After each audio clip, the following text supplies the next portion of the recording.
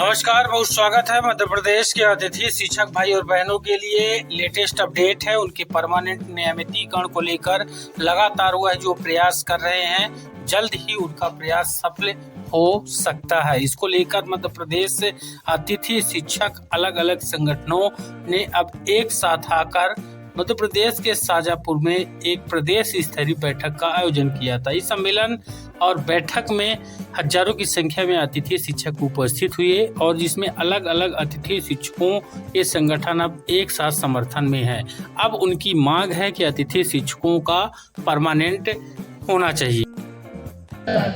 नहीं तो 24 घंटे के अंदर आपको मुख्यमंत्री जी के साथ फोटो भी बता दूंगा।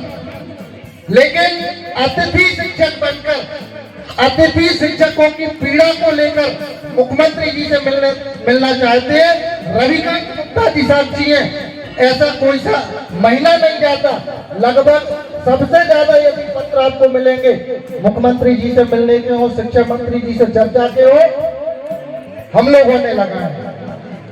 और रही बात श्याम टेलर जी की, मैं आपको इस वक्त बता दूं, ये भारतीय जनता पार्टी की सरकार है और इस भारतीय जनता पार्टी की सरकार में तूफान शर्मा जी चूंकि बहुत गहरे से जुड़े हैं, बहुत अच्छे से जानते हैं इनके यहाँ सिस्टम चलता है और अनुशासन चलता है ना भाई साहब। बिना सिस्टम के, बिना अनुशासन के आप कुछ भी नहीं ले सकते। और कर्मचारियों का यदि आपको हित करवाना है तो यहाँ एक सिस्टम है, आपको बीएमएस के माध्यम से अंदर जाना पड़ेगा।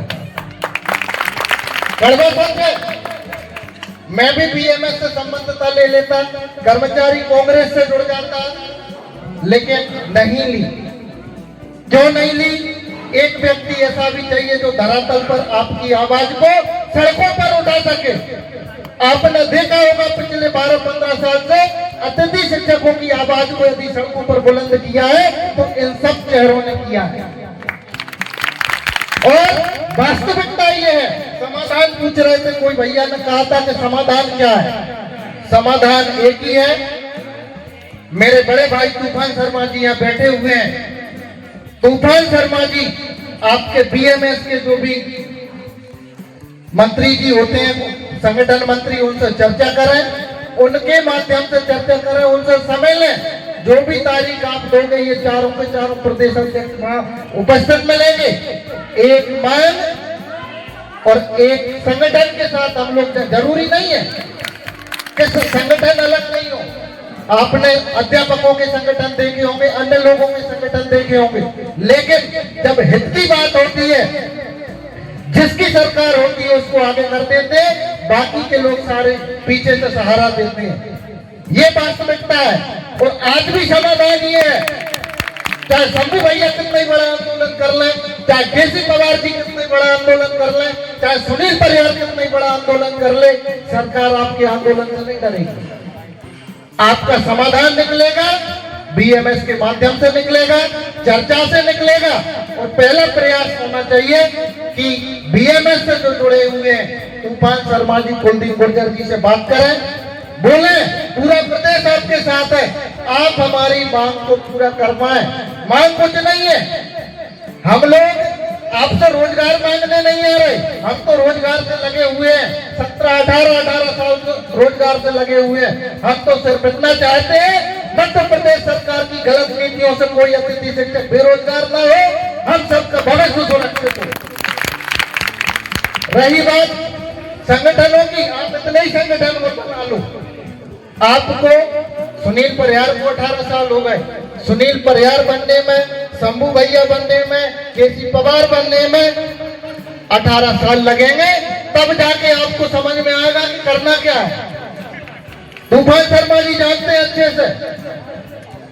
इसलिए विसंगतियों को न फैलाकर आज मैं भी आपको आश्वस्त करता हूं, अतिथि शिक्षकों के हम हितैषी हैं। जब जहां जरूरत पड़ेगी अतिथि शिक्षकों के हित में बैठेंगे। जरूरी प्रदेश अध्यक्षों, हम शंभू भैया को सम्मान से बुलाया, आज कम से कम 5 साल बाद शंभू भैया आए। मैं आप सबसे निवेदन करता हूं, उनके सम्मान में जोरदार तालियां बजाएं। संघर्ष ऐसे ही नहीं किया।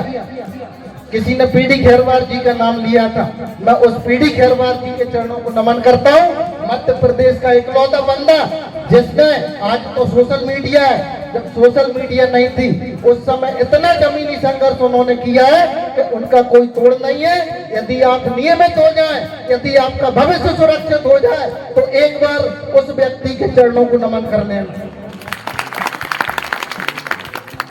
मेरे बीच में मेरे बड़े भाई आदरणीय शंभू भैया बैठे हुए हैं। कोई मतभेद नहीं है, कोई मनभेद नहीं है किसी के अंदर। मैं एक वास्तविकता आपको बता रहा हूँ। संघर्ष वाली जो बात आई, 4-6 साल पहले कम से कम 22-24 दिन शंभू भैया ने और मैंने 22-24 दिन लगातार पूरे प्रदेश का दौरा किया था। उसके बाद अंबेडकर पार्क का जो कार्यक्रम हुआ था, इतनी विशाल संख्या थी उस कार्यक्रम में, लेकिन उसके लिए 24 दिन रात दिन दौड़े थे। और मैं नमन करता हूँ भाभी जी को। रात में 2 बजे और 1 बजे भी यदि हम जाते थे, रात में 2 बजे भाभी हमको गरम रोटी बना के रात में 2 बजे देती थी। कौन करेगा? हो सकता है हम भी ना कर पाए, लेकिन वो अतिथि शिक्षक नहीं है, उनको किसी चीज की कमी नहीं है, लेकिन उसके बावजूद भी उन्होंने इतना सहयोग किया, इतना कोऑपरेट किया। और हम लोगों ने प्रयासों में कोई कमी नहीं की। लोगों की आवाज थी कि लंबा आंदोलन चला। शाहजहानी पार्क में 116 दिन घर परिवार छोड़कर शाहजहानी पार्क में बैठे थे। कोरोना नहीं लगता तो हो सकता परिणाम उस समय आ जाता। आप सभी से एक अनुरोध है, किसी भी तरह की भ्रांति, किसी भी तरह की विसंगति न फैलाए। पूरा प्रदेश संगठन एक है। जब जहां कोई कार्यक्रम होगा सारे के सारे लोग उपस्थित होंगे, और जितनी गालियां देना आप सुनील परिहार को दे लेना, लेकिन तोड़ना बंद कर दें, जोड़ने का काम करें। यदि वास्तव में अतिथि चाहते हैं तो एक साथ हम एक दूसरे का सम्मान करके चलें, एक दूसरे की बात माने, और जो समाधान है मैंने बता दिया वो बीएमएस के माध्यम से होगा। और आप सब अपने स्तर से प्रयास करें, माननीय मुख्यमंत्री जी से मिलने का प्रयास करें, लेकिन मैं समझता हूँ कर्मचारियों के हित में यदि आप मिलेंगे तो बीएमएस के माध्यम से ही आपका काम होगा, उसके अलावा कोई रास्ता नहीं है। आप सभी आने वाले समय में हम सब प्रयास करेंगे, तूफान भैया प्रयास करेंगे, और मैं समझता हूँ 10-12 दिन का अंतर है। अभी 10-12 दिन में पूरी ताकत लगा दें कि हमारी चर्चा हो। 31 जनवरी का एक आवेदन भोपाल के लिए हमने लगा रखा है। यदि हमारी चर्चा होती है तो हम उस कार्यक्रम में